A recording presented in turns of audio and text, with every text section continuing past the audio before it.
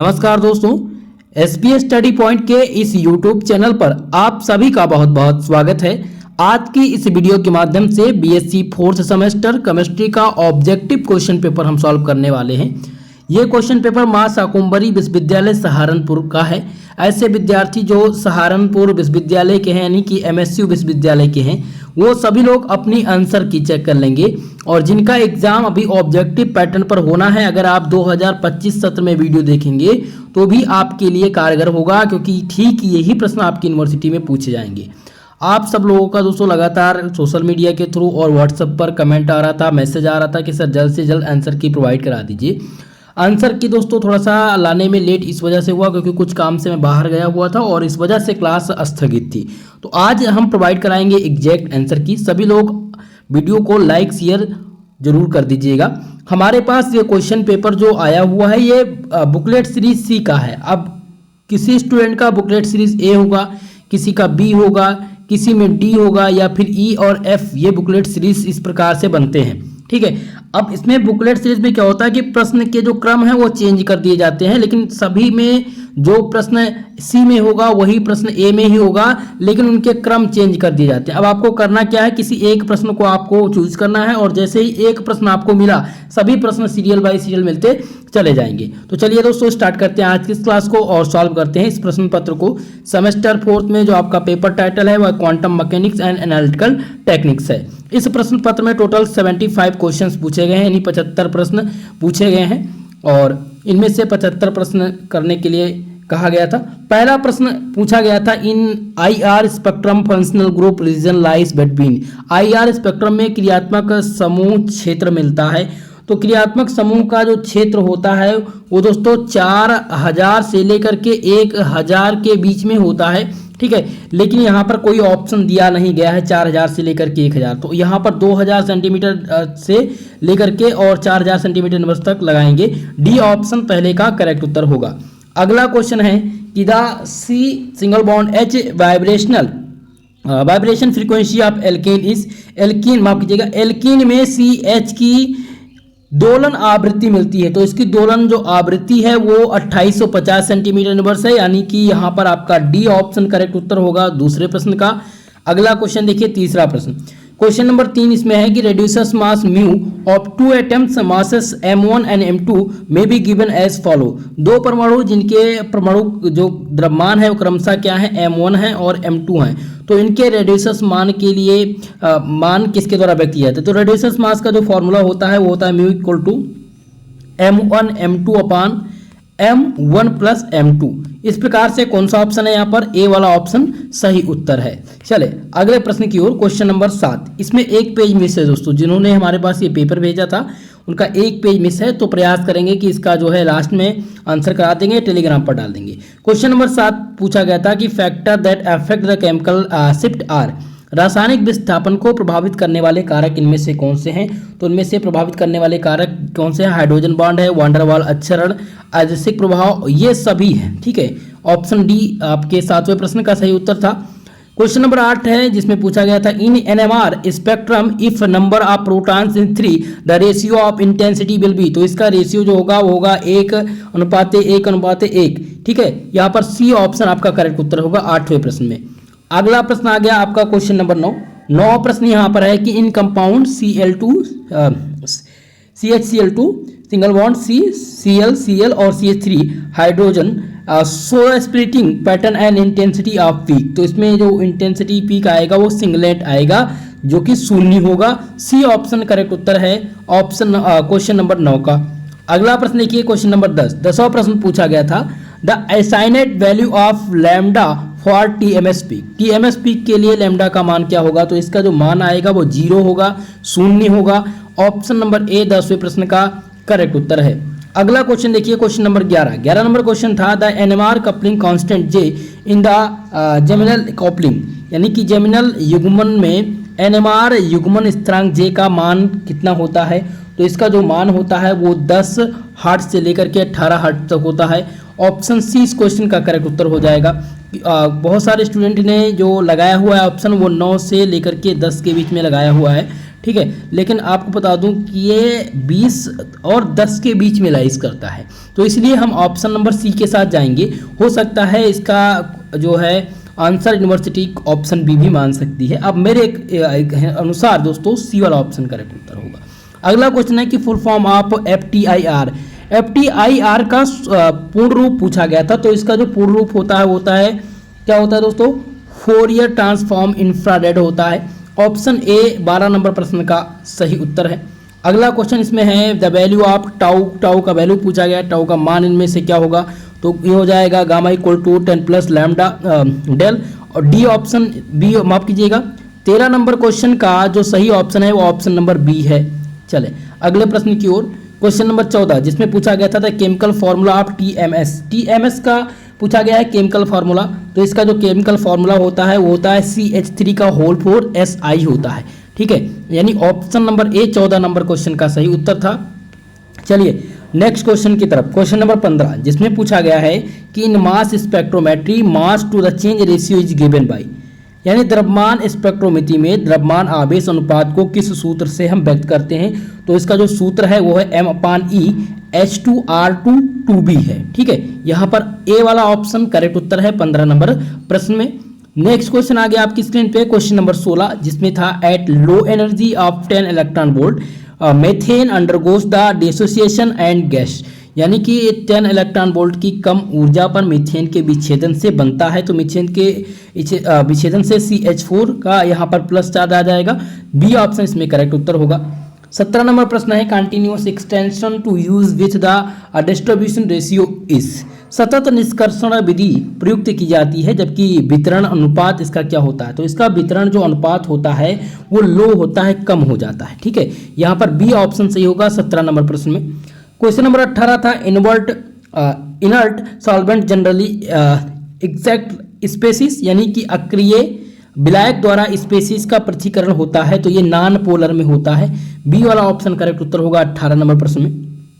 Question number 19 आपकी screen पे आ चुका है जिसमें पूछा गया है the thin layer chromatography is based on, यानी पतली परत क्रोमेटोग्राफी किस सिद्धांत पर अधिशोषण है, तो ये दोस्तों एब्जॉर्प्शन पर अधिशोषण है, ठीक है, एब्जॉर्प्शन पर आधारित है। ऑप्शन ए 19 नंबर प्रश्न का सही उत्तर है। अगला क्वेश्चन देखिए आपकी स्क्रीन पे आ चुका है, क्वेश्चन नंबर 20 जिसमें पूछा गया था यूनिट ऑफ RF की इकाई, तो इसके पास कोई यूनिट नहीं होती है, इट हैज नो यूनिट। आप डी वाला ऑप्शन टिक करेंगे।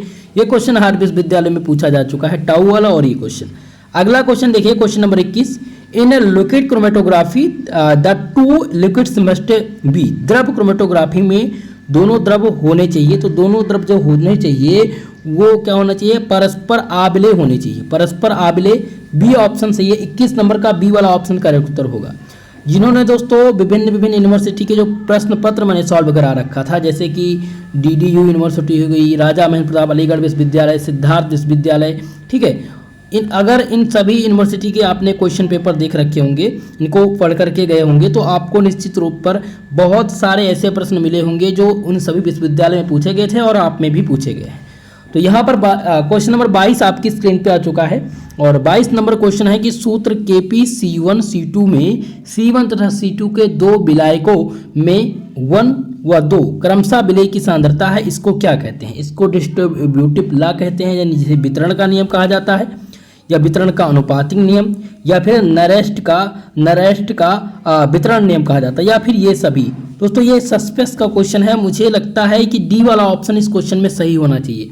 थोड़ा सा सस्पेंस है, इसलिए इस क्वेश्चन को मैं एग्जैक्ट आपके सम्मुख नहीं रख रहा हूँ, थोड़ा सा मुझे कन्फ्यूजन है इस प्रश्न में। तो डी वाला फिलहाल मैं डी वाले ऑप्शन के साथ जाऊँगा, बाकी यूनिवर्सिटी पर डिपेंड है। चलिए 23 नंबर प्रश्न है in a paper chromatography stationary and mobile phase are respectively.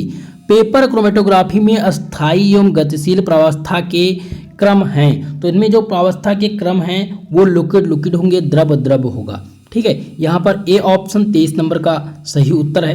Question number 24 है free rotation about the axis is not possible. इन अक्ष पर स्वतंत्र घूर्णन संभव नहीं है, तो ये पाई बॉन्ड पर, ठीक है। बी ऑप्शन 24 नंबर का सही उत्तर है। क्वेश्चन नंबर 25 आपकी स्क्रीन पे आ चुका है। 25 नंबर प्रश्न में पूछा गया था the following line are observed in the spectrum of a diatomic molecule 118 135, 152, 169, 186 and 202 centimetre inverse. The ratio rotation consist B for this molecule is. एक द्विपरमाणुक अणु के स्पेक्ट्रम में निम्न रेखाएं मिलती हैं, उनकी रेखाओं का जो मान है 118, 135, 152, 169, 186 और 202 है। तो इसके अणु के लिए स्थिरांक बी का मान क्या है? तो बी का जो इसमें मान होगा वो आएगा 8.5 सेंटीमीटर इनवर्स के आसपास। डी वाला ऑप्शन इस प्रश्न का सही उत्तर है। अगला क्वेश्चन है 26 नंबर, जिसमें पूछा गया था the Raman line on the lies frequency side are. कम आवृत्ति की ओर होने वाली रमन रेखाओं को क्या कहते हैं? तो इन रेखाओं को स्टोक लाइंस कहते हैं। ऑप्शन ए करेक्ट उत्तर होगा 26 नंबर का। 27 नंबर प्रश्न है कि what is the lambda max. इस आकृति में यहाँ पर स्ट्रक्चर दिया गया है और इस स्ट्रक्चर का बताना है कि इसमें लैम्डा मैक्स का मान कहाँ पर लाइज करेगा। तो बहुत सारे स्टूडेंट ने 219 लगाया हुआ है और बहुत स्टूडेंट ने 214 लगाया हुआ है। अब इसमें मुझे कन्फ्यूजन है यहाँ पर 214 और 224 के बीच में, तो मेरे अनुसार इसका एग्जैक्ट आंसर 224 होगा 27 वाले प्रश्न का। और इसमें भी मुझे थोड़ा सा सस्पेंस लगता है प्रश्न के ऑप्शन में। सो ऑप्शन सी इसका करेक्ट उत्तर होना चाहिए। अगला क्वेश्चन है fingerprint region is. Fingerprint region क्या होगा? देखिए अभी फंक्शनल ग्रुप का रीजन पूछा गया था, तो आप लोगों ने देखा था कि 4000 से लेकर के 1000 तक। तो 1000 के बाद में स्टार्ट होता है फिंगरप्रिंट का रीजन। तो इसमें हो जाएगा 500 से 1700 सेंटीमीटर के बीच में हो जाएगा इसका रीजन। ए वाला ऑप्शन 28 नंबर का करेक्ट उत्तर होगा। क्वेश्चन नंबर 29, जिसमें पूछा गया है the del value in 120 megahertz instrument of a peak which is the 162 hertz and in 60 megahertz instrument, यानी 120 मेगाहर्ट्ज वाले उपकरण में पीक के लिए डेल का जो मान है वो क्या होगा? यदि इसका दिया गया है मान 60 मेगाहर्ट्ज उपकरण में मान 162 मेगाहर्ट्ज है, तो इसका जो मान आएगा दोस्तों वो आएगा 5.4 के आसपास। बी वाला ऑप्शन इस क्वेश्चन का करेक्ट उत्तर होगा। अगला क्वेश्चन देखिए 30 नंबर क्वेश्चन, जिसमें पूछा गया था क्लोरीन परमाणु के अयुग्मित इलेक्ट्रॉन में क्वांटम संख्याओं का सही समुच्चय क्या है? तो इसका जो सही समुच्चय होगा वो होगा n का मान जो होगा वो 3 होगा, l का मान 1 है, m का मान 1 है। तो यहाँ पर ए वाला ऑप्शन करेक्ट उत्तर है। अगला क्वेश्चन देखिए 31 नंबर प्रश्न है, जिसमें पूछा गया था the value of l for n equal to 2 will be. मुख्य क्वांटम संख्या जिसका मान है n इक्वल टू 2 के लिए l का मान क्या होगा? तो जो l का मान होगा वो 0 से लेकर के 1 के बीच में रहेगा। ए ऑप्शन 31 नंबर का सही उत्तर है। 32 नंबर प्रश्न है the number of nodal plane in px orbital is. px कक्षक में नोडल तल की संख्या पूछी गई है, तो नोडल तल की जो संख्या है वो 1 होगी। यहाँ पर ए वाला ऑप्शन सही है 32 नंबर प्रश्न का। अगला क्वेश्चन है क्वेश्चन नंबर 33, जिसमें पूछा गया है the electrons identified by quantum number n and l। ठीक है, जिसमें दिया गया है पहला है n equal to 4 l equal to 1, दूसरा दिया गया है n equal to 4 l equal to 0। ठीक है, और तीसरा दिया गया n इक्वल टू 3 और l इक्वल टू 2। चौथा है n equal to 3 l equal to 1 can be placed in order of increasing energy. Increasing energy के आधार पर, तो इंक्रीजिंग एनर्जी 4th हो जाएगी, 4th सेकेंड माफ कीजिएगा 4th फर्स्ट 3rd और 2nd। इस प्रकार से कौन सा ऑप्शन है यहाँ पर? देखिए यहाँ पर आपको मिलेगा 4th, 2nd, 3rd और 1st। इस प्रकार से ए वाला ऑप्शन इस क्वेश्चन का सही जवाब है 33 नंबर का। अगला क्वेश्चन देखिए, यहाँ पर दोस्तों थोड़ा सा ये पेपर मिस है और मैं इसको क्लियर कर लेता हूँ, फिर आगे बढ़ते हैं। चलिए क्वेश्चन नंबर 34 इसमें आ चुका है आपका। 34 नंबर क्वेश्चन था कि परमाणु में इलेक्ट्रॉन भरने का क्रम क्या होगा। अब सही क्रम पूछा गया है। इलेक्ट्रॉनिक विन्यास लगभग आप सबको पता होगा, और इलेक्ट्रॉनिक विन्यास में अगर देखें पहला है 3D 4s, तो पहले 4s आएगा तब 3D आएगा, तो ये आपका गलत हो जाएगा। 4s 3D 4p 5s 4D, तो यही ऑप्शन आपका बी वाला करेक्ट उत्तर होगा। अगला क्वेश्चन 35 नंबर, जिसमें था कि चुंबकीय क्वांटम संख्या क्या दिखाती है? तो कक्षक की आकृति दिखाती है चुंबकीय क्वांटम संख्या। सो बी ऑप्शन इस क्वेश्चन का राइट उत्तर होगा। 36 नंबर प्रश्न है presence of the 3 unpaired electron in nitrogen atom can be explained by. Nitrogen परमाणु के 3 अयुग्मित इलेक्ट्रॉनों की उपस्थिति को किसके द्वारा समझाया जा सकता है?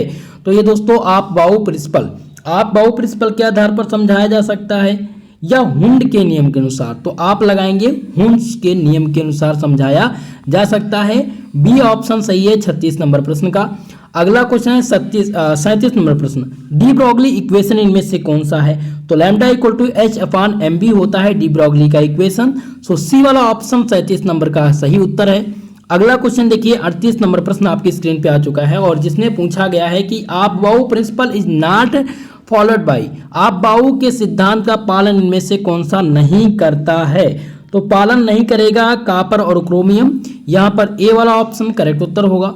अगला क्वेश्चन है देखिए the shape of P orbital, P orbital की आकृति पूछी गई है तो डम्बल शेप होती है पी ऑर्बिटल का शेप, यहाँ पर डी ऑप्शन सही है 39 नंबर प्रश्न का। क्वेश्चन नंबर 40 था the maximum number of electrons in F subshell is, तो एफ उप कक्षक में अधिकतम जो इलेक्ट्रॉनों की संख्या है वो कितनी होगी? तो वो 14 होगा, डी ऑप्शन सही है 40 नंबर प्रश्न का। अगला क्वेश्चन है अकॉर्डिंग टू अनसर्टेनिटी प्रिंसिपल, अनिश्चितता के सिद्धांत के अनुसार क्या होता है? Del X into del P H upon 4 pi. ठीक है, यहाँ पर कौन सा ऑप्शन सही है? बी वाला ऑप्शन करेक्ट उत्तर हो जाएगा, del X into del P equal to H upon 4 pi. B option सही है 41 नंबर प्रश्न का। अगला क्वेश्चन आ गया 42 नंबर प्रश्न आपके स्क्रीन पे, जिसमें पूछा गया था क्वेश्चन है कि M orbit can have the maximum electron, M कक्षा में अधिकतम इलेक्ट्रॉन हो सकते हैं, तो अधिकतम इलेक्ट्रॉन की संख्या जो होगी वो 18 होगी, यहाँ पर बी ऑप्शन सही है 42 नंबर प्रश्न का। अगला क्वेश्चन 43 नंबर, जिसमें पूछा गया था the number of D electron in C U atom, जिसका एटॉमिक नंबर दिया गया 29, कॉपर तत्व का जो परमाणु क्रमांक है वो 29 है, तो डी इलेक्ट्रॉन की कुल संख्या इनमें कितनी होगी? तो डी इलेक्ट्रॉन की जो संख्या होगी वो 10 होगी, सी ऑप्शन सही है 43 नंबर क्वेश्चन का। क्वेश्चन नंबर 44 दोस्तों आपकी स्क्रीन पे आ चुका है और इसमें पूछा गया था कि द्विगंशी क्वांटम संख्या निम्न में से किसको व्यक्त करती है? तो द्विगंशी क्वांटम संख्या जो है शेप ऑफ ऑर्बिटल को बताती है। क्या बताती है? Shape of orbital. यहाँ पर आपका करेक्ट उत्तर कौन सा हो जाएगा? 44 नंबर में माफ कीजिएगा, थोड़ा सा सस्पेंस लग रहा है, इस क्वेश्चन को एक बार चेक करना पड़ेगा। माफ कीजिएगा दोस्तों, चुंबकीय क्वांटम संख्या जहां पर पूछा गया था वहां पर होगा ओरिएंटेशन ऑफ ऑर्बिटल स्पेस। ठीक है, मैंने थोड़ा सा कंफ्यूजन में वो प्रश्न बता दिया है और एक बार आप लोग चेक कर लीजिएगा क्वेश्चन नंबर कौन सा था। वो क्वेश्चन नंबर आपका लगभग शायद 35 नंबर प्रश्न था, जिसमें पूछा गया था मैग्नेटिक क्वांटम नंबर 100, तो ओरिएंटेशन कक्षा का त्रिविमीय विन्यास क्या दिखाता है? कक्षक का त्रिविमीय विन्यास दिखाता है, सी ऑप्शन इसमें से करेक्ट उत्तर होगा। माफ कीजिएगा दोस्तों, ये थोड़ा सा मुझसे गलती हो गई और मैंने ध्यान नहीं दिया। चलिए अब फिलहाल हम बढ़ते हैं अगले प्रश्न की ओर। अगला आपका क्वेश्चन था जिसमें पूछा गया था यहाँ पर कि what is the represent azimuthal quantum number, तो ये शेप ऑफ ऑर्बिटल को दर्शाती है, कक्षा की आकृति को, बी ऑप्शन इसमें से सही उत्तर था।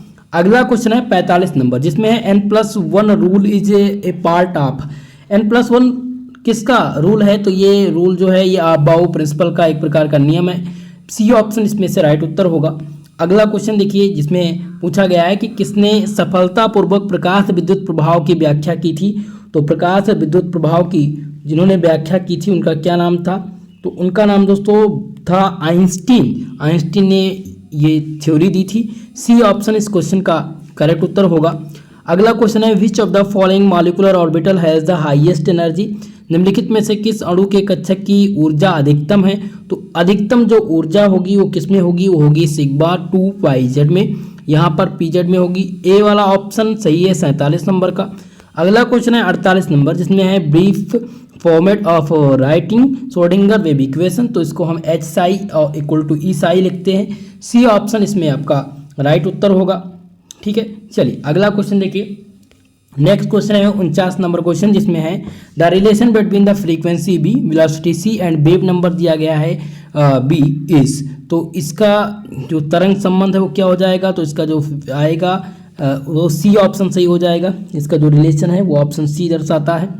अगले प्रश्न की ओर बढ़ते हैं। चलिए क्वेश्चन नंबर 50 जिसमें है किरचॉफ्स नियम पूछा गया है, किरचॉफ्स का इनमें से कौन सा नियम है, तो इनमें हो जाएगा ES/AS equal to EB। A option 50 number का करेक्ट उत्तर है।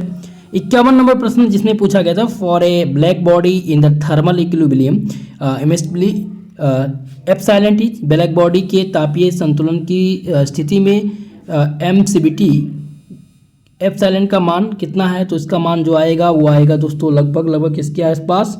तो यहाँ पर आप लगाएंगे 51 नंबर का सी ऑप्शन, ठीक है, epsilon equal to 1.0, C option correct उत्तर है। अगला क्वेश्चन 52 नंबर जिसमें पूछा गया है, the value of Planck's constant is, Planck स्थिरांक का मान कितना है, तो प्लांक स्थिरांक का जो मान होगा वो होगा 6.626 गुणे 10 की पावर -34। यहाँ पर सी ऑप्शन सही हो जाएगा 52 नंबर प्रश्न का।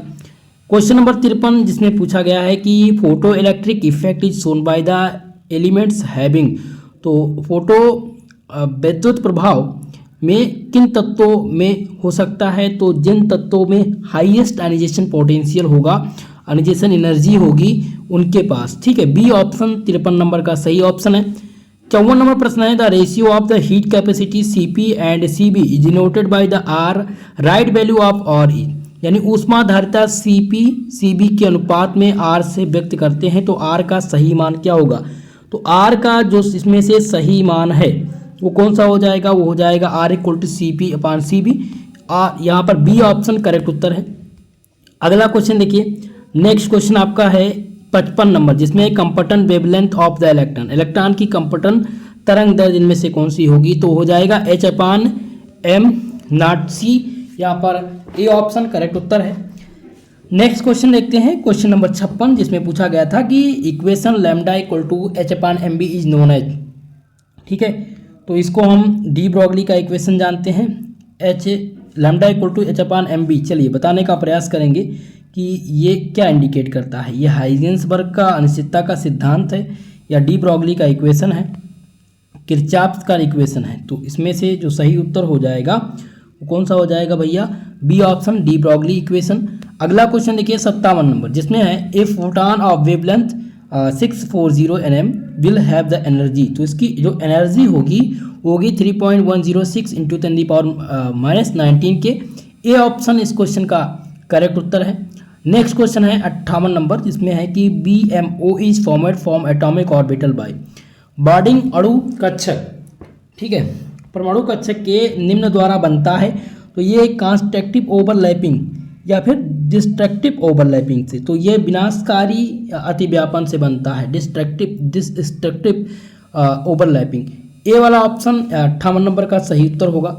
59 नंबर प्रश्न है जिसमें पूछा गया था कि wavelength of the UV region in metres is, पराबैंगनी क्षेत्र की मीटर में जो तरंग दैर्ध्य है वो कितनी होती है, तो इसकी जो तरंग दैर्ध्य होगी वो 10⁻⁻8 होगी। सी ऑप्शन इस प्रश्न का सही जवाब है।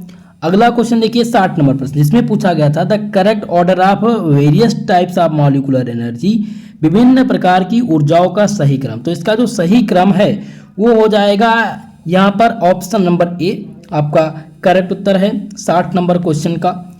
अगला क्वेश्चन देखिए 61 number question, out of the following which electronic transition required the maximum energy, निम्नलिखित में से किस इलेक्ट्रॉनिक संक्रमण के लिए अधिकतम ऊर्जा की आवश्यकता होती है, तो अधिकतम जो ऊर्जा होगी वो सिग्मा से सिग्मा स्टार के बीच होगी, डी ऑप्शन सही उत्तर होगा।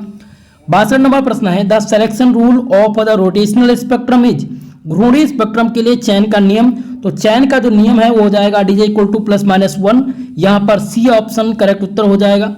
अगला क्वेश्चन है बाथोक्रोमिक शिफ्ट इज टूवर्ड्स, चलिए बाथोक्रोमिक शिफ्ट तो होता है किसकी ओर, तो ये जो होता है वो लॉन्गर वेवलेंथ की ओर तरफ होता है, अधिक तरंग जिस तरफ होती है उस तरफ बाथोक्रोमिक शिफ्ट होता है, यहाँ पर बी ऑप्शन सही उत्तर है।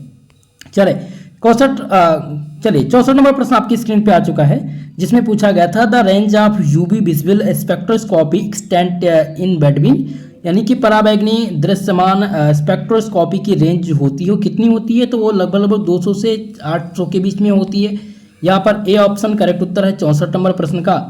क्वेश्चन नंबर 65 जिसमें पूछा गया है कि यह यौगिक के सैंपल को उत्तेजित अवस्था तक जाना मरकरी वाष्प जो कि 4350 58 एंगस्ट्रॉम तरंग दैर्ध्य द्वारा होता है, रमन रेखा 4447 एंगस्ट्रॉम पर प्रचित हुई है। तो रमन शिफ्ट की गणना सेंटीमीटर में क्या होगी, तो इसकी जो गणना होगी वो लगभग होगी 4.6 इंटू 10⁻⁻4 सेंटीमीटर इनवर्स के। ऑप्शन नंबर यहाँ पर सी आपका करेक्ट उत्तर है। अगला क्वेश्चन देखिए 66 नंबर, जिसमें पूछा गया था Raman spectroscopy is carried out in the region. Raman spectroscopy का अध्ययन किस क्षेत्र में करते हैं, तो इसका अध्ययन विजिबल क्षेत्र में करते हैं। यहाँ पर ए आप बी ऑप्शन करेक्ट उत्तर है। 47 नंबर क्वेश्चन है which of the following compound has the highest epsilon value. निम्नलिखित में से किस यौगिक का एप्सिलॉन का मान अधिकतम है, तो इसमें हो जाएगा नेप्थासीन। नेप्थासीन का सबसे हाईएस्ट एप्सिलॉन मान है। बी ऑप्शन करेक्ट उत्तर होगा 67 नंबर क्वेश्चन का। क्वेश्चन नंबर 68 जिसमें पूछा गया था कि N to pi star absorption disappear in, तो एसिडिक मीडियम हो जाएगा या फिर आपका बेसिक मीडियम, नेचुरल मीडियम और या गैसियस मीडियम। सभी लोग कमेंट करके जल्दी से बताने का प्रयास करेंगे। 68 नंबर का क्वेश्चन कमेंट बॉक्स में कमेंट करके बताने का प्रयास जरूर कीजिएगा। सब लोग से मेरा निवेदन है, जितने भी छात्र जुड़ चुके हैं हमारे साथ। अगला क्वेश्चन 69 नंबर, जिसमें पूछा गया था which of the following transition has the higher energy transition among following. निम्न में से कौन सा संक्रमण अधिक ऊर्जा का संक्रमण है, तो सबसे अधिक ऊर्जा का जो संक्रमण है वो सिग्मा से सिग्मा स्टार। बी वाला ऑप्शन इस क्वेश्चन का करेक्ट उत्तर होगा। क्वेश्चन नंबर 70 नंबर प्रश्न 70 नंबर क्वेश्चन आपकी स्क्रीन पे आ चुका है और इसमें पूछा गया है कि विद्युत चुंबकीय तरंग को निम्न के लिए आवृत्ति को क्रम में व्यवस्थित कीजिए। तो आवृत्ति के क्रम में इसको व्यवस्थित करना है, तो सबसे पहले नंबर पर आ जाएगा आपका रेडियो वेव। उसके बाद में कौन सा आएगा भैया, पहला आएगा रेडियो वेव, फिर इसमें दूसरा जो आएगा वो आएगा IR, UV और फिर X। यहाँ पर ऑप्शन नंबर ए करेक्ट उत्तर होगा 70 नंबर क्वेश्चन का। अगला क्वेश्चन है कि सेलेक्ट द रॉन्ग मैचिंग। निम्नलिखित में से गलत युग्मन को पहचानिए। तो यहाँ पर IR जो है फंक्शनल ग्रुप इंडिकेट करता है। दूसरा दिया गया UV कॉन्जुगेशन, पराबैंगनी जो है संयुग्मन को दर्शाता है। ठीक है। तीसरा है कि रोटेशनल स्पेक्ट्रम घूर्णात्मक स्पेक्ट्रम जड़त्व आघूर्ण को दर्शाता है। या डी दिया गया नन ऑफ दिस। तो चलिए आप सब लोग आंसर करने का प्रयास करेंगे 71 नंबर क्वेश्चन का। तो इनमें से हमारे अनुसार इसका जो करेक्ट उत्तर होना चाहिए वो इनमें से कोई नहीं होना चाहिए, क्योंकि IR रेंज पूछा जाता है क्रियात्मक फंक्शनल ग्रुप का भी, जैसा कि अभी फिंगरप्रिंट रीजन और फंक्शनल ग्रुप इनका भी। तो ये आपका सही है। UV कॉन्जुगेशन ये भी सही है। रोटेशनल स्पेक्ट्रम दर्शाता है क्रिया लगभग वो जड़ आघूर्ण को कहीं ना कहीं इंडिकेट करता ही है। तो डी वाला ऑप्शन इसमें लगाएंगे। ठीक है। चलिए अगला क्वेश्चन है 72 नंबर क्वेश्चन, जिसमें पूछा गया है the molecule which is IR active. IR सक्रिय अणु इनमें से कौन सा है, तो यहाँ पर HCl क्या है, ये आपका IR सक्रिय अणु है। ए ऑप्शन करेक्ट उत्तर होगा। अगला क्वेश्चन है 73 नंबर, जिसमें पूछा गया है अम्लीकरण का एक ऑक्सोक्रोमिक शिफ्ट का कारण बनता है। तो ऑक्सोक्रोमिक शिफ्ट का जो कारण बनेगा वो लाल रंग बनेगा। ए ऑप्शन इसमें से सही उत्तर होगा। 74 नंबर प्रश्न, जिसमें पूछा गया था कि the infrared spectrum of a compound C3H6O so the peaks only in 3600 centimetre inverse and 1020 यानी कि 1020 centimetre inverse region. It's structure, इसका स्ट्रक्चर क्या होगा, तो इसका स्ट्रक्चर जो होगा वो ऑप्शन नंबर ए होगा। अगला क्वेश्चन है 75 नंबर, जो कि इस प्रश्न पत्र का लास्ट क्वेश्चन है। A strong signal at the 3400 centimetre inverse in an IR spectrum indicate the presence of. तो ये एल्कोहल की उपस्थिति में व्यक्त करता है। ए ऑप्शन सही हो जाएगा 75 नंबर प्रश्न का। दोस्तों लगभग इस प्रश्न पत्र में जो क्वेश्चन पूछे गए थे उनका मैंने एग्जैक्ट आंसर बता दिया है। इनमें से लगभग 5 से 6 प्रश्न मुझे सस्पेंस के मिले हैं, जिनके एग्जैक्ट आंसर मुझे नहीं मिला है। सो उनको मैंने अपने अकॉर्डिंग बता दिया है। अब आप लोग कमेंट करके ये मत बताइएगा सर आपने गलत बताया है। जिस भी क्वेश्चन पे आपको डाउट लग रहा है, अगर आपको उसका आंसर एग्जैक्ट मिल रहा है तो आप कमेंट बॉक्स में कमेंट करके उसका आंसर देने का प्रयास कीजिएगा। लगभग मैंने 2 से 3 क्वेश्चन के आंसर आप लोग को नहीं बताए हैं और उनका मैं आपको आंसर कमेंट बॉक्स में करा दूंगा। ठीक है, या टेलीग्राम पर मैं आपको इसका PDF और उसके टिक करके सोल्यूशन भेज दूंगा, तो आप लोग वहाँ से भी चेक कर सकते हैं। ठीक है दोस्तों, तो दोस्तों ये वीडियो को ज़्यादा से ज़्यादा लोगों में शेयर कर दीजिएगा अपने दोस्तों में, ताकि उन लोगों को भी अपने आंसर की के बारे में पता चल सके और वो चेक कर पाएँ कि उनका कितना सही है इस एग्ज़ाम में। ठीक है, तो आज के लिए बस इतना ही, मिलते हैं किसी नेक्स्ट वीडियो में, तब तक के लिए जय हिंद जय भारत।